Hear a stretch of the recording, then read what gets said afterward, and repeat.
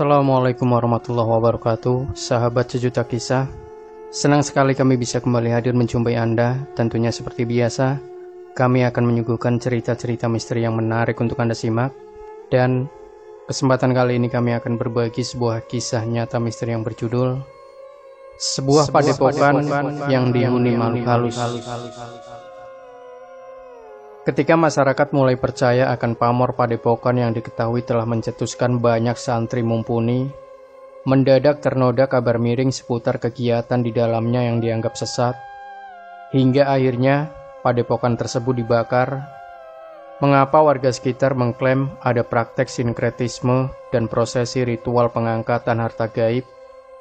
Beberapa hari sebelum melakukan tindakan provokasi untuk merusak dan membakar pondok pesantren atau padepokan pasujutan santri Luwung di Bandung Sogo, sekitar 15 km dari Dusun Bedowo, Kecamatan Jetak, Kabupaten Sragen, Jawa Tengah, masa meyakini telah terjadi serangkaian peristiwa aneh dan dianggap mengandung unsur syirik. Bahkan warga yang tinggal di sekitar padepokan yang sudah berdiri sejak puluhan tahun lalu itu ikut mengalami hal itu. Salah seorang yang mengalami langsung adalah Ranto, seorang pedagang sate Madura yang sering nongkrong di pertigaan Bedowo, tepatnya di sisi utara batas komplek padepokan yang dikelilingi tembok batu bata merah. Jika dicermati, mengingatkan kita pada kondisi fisik bangunan di zaman kerajaan tempo dulu. Menurut Ranto, secara tak sengaja, malam itu dirinya memergoki seseorang turun dari ojek, kemudian masuk gerbang padepokan. Langkahnya yang setengah diseret karena beban barang bawaan juga nampak terburu-buru, seolah kedatangannya enggan diketahui orang. Malam berikutnya Ranto kembali memergoki orang tersebut. Kali ini ia tidak sendiri, tetapi ditemani dua orang. Satu masih muda, yang satunya sudah beranjak tua. Awalnya Ranto tak menaruh curiga. Ia menduga mereka merupakan orang tua wali murid santri atau tamu yang mempunyai kepentingan dengan pimpinan padepokan, Gus Anto.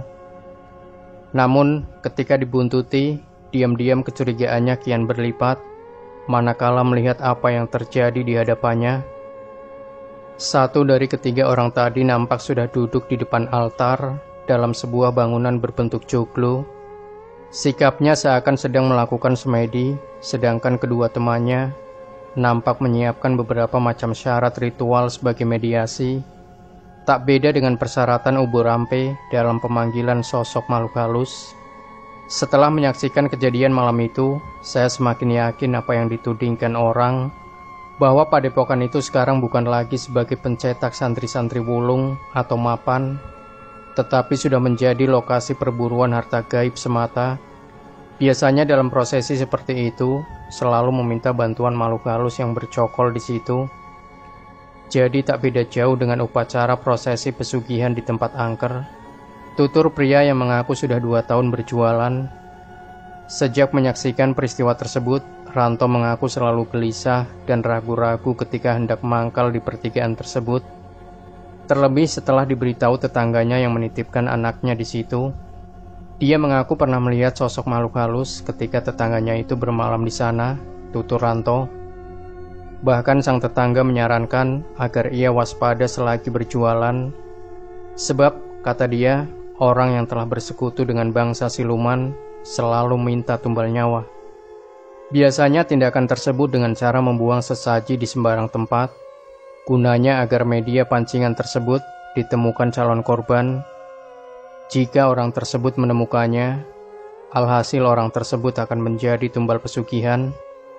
Sejak adanya keanehan di padepokan itulah, Ranto memutuskan untuk tidak berjualan di Bedowo, seperti yang dilakukan sebelumnya. Tidak berlebihan jika kemudian banyak orang yang menganggap padepokan pasujudan santri Luwung sudah menjadi lokasi perburuan sinkretisme dalam peribadatan yang diajarkan. Bukan hanya saya, warga Bedowo lainnya juga sudah banyak yang mengetahui hal tersebut. Imbuh Ranto saat ditemui penulis di lokasi dagangannya yang sekarang di dekat halte bis antar provinsi. Penuturan yang sama juga diungkap Minem, asal desa Karangmalang. Dia mengaku mengalami kejadian aneh sebelum peristiwa pembakaran padepokan pada Sabtu 23 November 2013 lalu terjadi. Minem mengaku pernah sekali mendengar suara hiruk-pikuk sekelompok orang layaknya sedang ritual. Selain terciumnya bau wangi kemenyan Duparatus yang diselingi suara burung goak di sekitar Ponpes, hingga membuat merinding bulu kuduk. Namun karena lokasi tersebut tertutup rapat dari dunia luar, maka sangat sulit untuk mengecek kebenaran tersebut. Waktu tercium bau wangi Duparatus, lokasi itu tiba-tiba menjadi gelap, entah sengaja dimatikan atau memang oglangan. Pokoknya gelap mas, tutur Minem dengan mimik serius. Minem yang waktu itu sedang membeli sate menjadi ketakutan. Ia menjadi bingung untuk mengambil arah jalan pulang. Atas saran Ranto, ia kemudian pulang lewat sisi timur tembok. Biasanya jalan tersebut selalu ramai meski hari sudah malam. Mungkin sedang apes, waktu itu jalan tersebut terlihat sepi meski ada sedikit penerangan cahaya dari rumah-rumah di sekitar. Saat itulah ia mendengar suara orang bergumam. Ketika ia melihat ke gerbang gapura Padepokan, Minem terperanjat. Sebab di situ ia melihat bayangan sosok tinggi besar. Saking tingginya makhluk tersebut hampir sama dengan tinggi gapura. Tentu saja penampakan tersebut membuat wanita yang waktu itu sedang menginap di rumah ibunya jadi ketakutan. Tak ingin terjadi sesuatu, Minem langsung lari tanpa menengok lagi. Sejak tersiar adanya penampakan makhluk halus, tak banyak warga yang berani melintas di jalan depan Padepokan di malam hari. Namun demikian, ada juga beberapa di antaranya yang bernyali besar, ingin membuktikan rumor tersebut.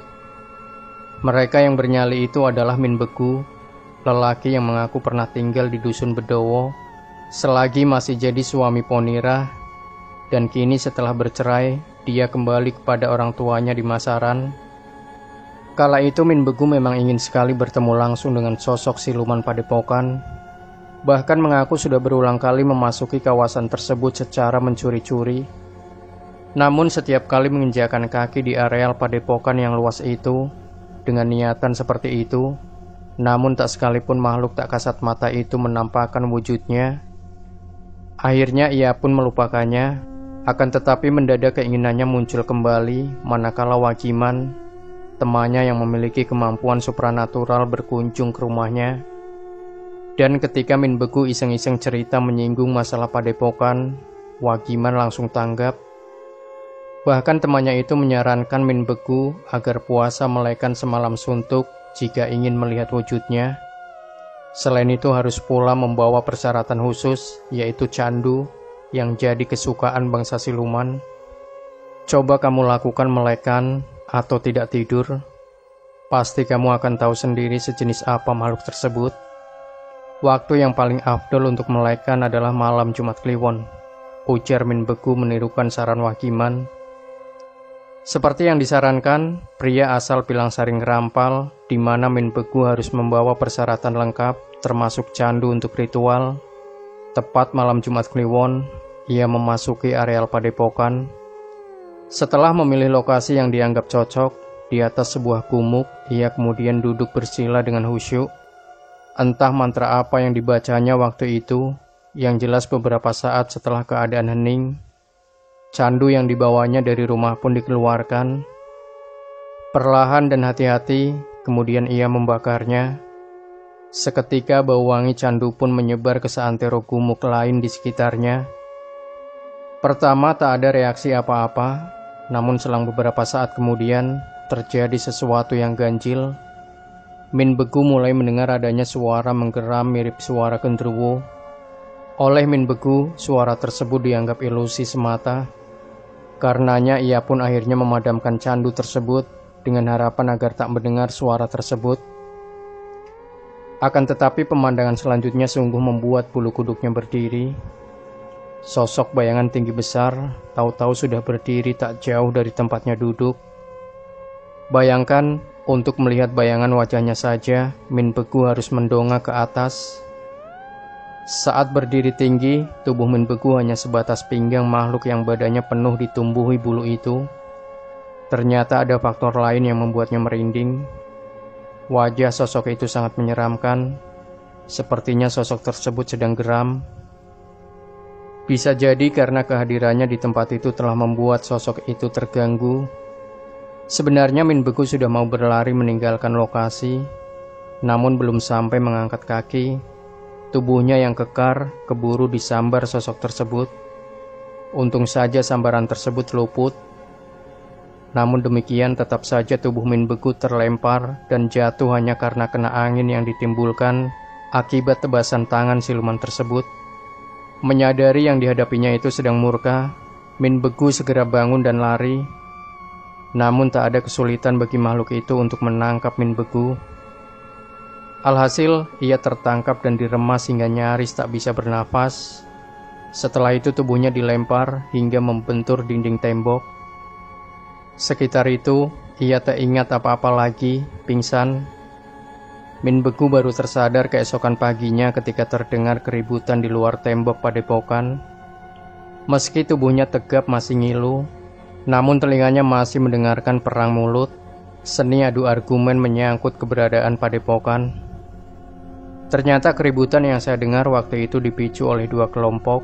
Kelompok yang diusung warga setempat ternyata menggugat keberadaan padepokan yang menurut mereka berdiri di atas lahan yang masih sengketa. Selain itu, massa yang telah disulut emosi menganggap padepokan tersebut telah melanggar etika dan fungsinya yang telah meresahkan warga terkait dengan ajaran-ajarannya yang dianggap sesat dan menyimpang dari ajaran agama. Kata Min Beku, bukan hanya sesat, padepokan tersebut konon juga dijadikan ranjang perburuan harta gaib. Dari hasil penelusuran penulis di lokasi, apa yang dikatakan Min Beku tadi terkait dengan perburuan harta gaib ternyata kurang benar. Lain lagi dengan yang dikatakan Joko, salah seorang warga setempat yang berhasil penulis temui. Apa yang dikatakan orang-orang tentang siluman di lingkungan padepokan memang benar adanya. Namun, katanya lagi, sosok tersebut bukan sosok pemberi kekayaan sebagaimana yang dituduhkan warga, melainkan siluman yang memang sudah ada di kawasan tersebut jauh sebelum bangunan padepokan berdiri. Bahkan masih menurut Joko, jauh pada masa pembentukan kota Sukowati atau Sragen, siluman tersebut sudah menempati kawasan yang masa itu masih berupa kawasan hutan larangan. Cerita kakek buyutku, dulu di lokasi ponpes ini berdiri pohon beringin. Dulu di lokasi ponpes ini berdiri pohon beringin kurung yang usianya sudah ratusan tahun. Katanya, meski telah dilakukan upaya pengusiran dengan berbagai upacara sakral, tetap saja siluman itu tak mau meninggalkan lokasi itu. Mungkin sudah merasa nyaman, meski tempatnya sudah diobrak-abrik, bahkan dibangun pondok pesantren. Jelas pemilik ratusan ternak itik itu. Selanjutnya diceritakan Joko, seperti yang dikisahkan kakek buyutnya, bahwa siluman itu sudah ada di sana semenjak pemberontakan di daerah Grobogan Purwodadi di bawah Adipati Martapura, dan hanya Pangeran Mangkubumi dari Surakarta Hadiningratlah yang berhasil memadamkan pemberontakan tersebut. Karena kemenangan itu, Pangeran mendapat anugerah berupa tanah Sukowati seluas 4.000 karya, namun tak disetujui oleh Patih Pringgalaya dengan alasan bahwa Adipati Martapura belum tertangkap. Akhirnya tanah milik Pangeran Mangkubumi di Sukowati dikurangi melalui Gubernur Jenderal Baron van Inhofe menjadi 2.000 karya. Tindakan inilah yang menyakitkan Pangeran Mangkubumi baik terhadap Sunan Pakubuwono II yang memiliki mudah terhasut, juga terhadap Patih Pringgalaya dan Kompeni Belanda. Maka Pangeran Mangkubumi bersama Pangeran Wicil II alias Pangeran Krapyak memutuskan pergi dari Surakarta menuju Sukowati. Peristiwa itu terjadi pada hari Sabtu Kliwon malam Ahad Legi, tanggal 4 Jumadil Awal, tahun Dai 1671 Jawa, atau tanggal 19 Mei 1746 Masehi. Dikisahkan, dalam perjalanan, banyak daerah-daerah rawan dan hutan belantara yang dihuni para siluman atau makhluk halus yang mereka lalui. Di antaranya Cemara, Tingkir, Wanasari, Karangsari, Ngerang, Krapyak, Putuh Kuyang, dan Bedowo. Di daerah Krapyak dan Bedowo inilah Pangeran Mangkubumi dan Pangeran Wicil II membuka alas belantara dan bersahabat dengan para siluman, sebelum akhirnya melanjutkan perjalanan ke daerah Pandak Karangnangka di wilayah Sukawati. Di sanalah Pangeran Mangkubumi membentuk pemerintahan dan menjabat sebagai kepala pemerintahan Sukawati, sekarang Sragen, serta menyebut dirinya sebagai Pangeran Sukawati. Senada dengan Joko, Yoga Wiguna, salah satu orang dalam Padepokan, juga menjelaskan, sebenarnya jika saja masa waktu itu mampu menahan diri, mungkin saja peristiwa perusakan dan pembakaran Padepokan tak akan terjadi. Padepokan yang dikenal masyarakat dengan sebutan Padepokan Bumi Arum sebenarnya memang sedang dibelit masalah sengketa lahan. Akan tetapi entah pihak mana yang telah memprovokasi hingga menjadi bersih tegang antara pemilik lahan dengan pimpinan Padepokan. Mungkin berawal dari sengketa lahan inilah yang menjadikan masa nekat membakar Padepokan, ungkapnya. Terkait adanya isu sesembahan ataupun prosesi ritual pesugihan di lokasi Padepokan secara sembunyi-sembunyi, dengan tegas Yoga membantahnya. Menurut dia, isu itu sangat tidak bertanggung jawab dan hanya memperkeruh keadaan saja. Kalau tirakatan atau wirid memang sering dilakukan di ponpes ini, rata-rata mereka adalah jamaah yang terbelit masalah, bukannya meminta harta ke sosok siluman. Tegas Yoga Wiguna yang juga kuasa hukum Padepokan Pasujutan Santri Luwung, seraya mengatakan, perusakan dan pembakaran tersebut gara-gara hasutan pihak tertentu yang tidak menginginkan Padepokan berdiri di sana. Situasi memanas di lokasi memang masih terasa manakala penulis terjun menyisir lokasi bekas pembakaran tersebut. Padahal saat ini kondisi bangunan Padepokan sudah rata dengan tanah. Lokasi tersebut juga sudah disegel dan ditutup untuk umum. Bahkan pemilik ponpes dan jajarannya sudah diamankan pihak kepolisian. Namun warga sekitar Padepokan masih mencurigai orang tidak dikenal yang masuk ke Dusun Bedowo. Apalagi jika orang tersebut kepergok sedang ada dalam kawasan Padepokan untuk melihat-lihat kawasan tersebut. Mereka langsung curiga dan menganggap orang tersebut adalah sekutu dari pihak pemilik Padepokan.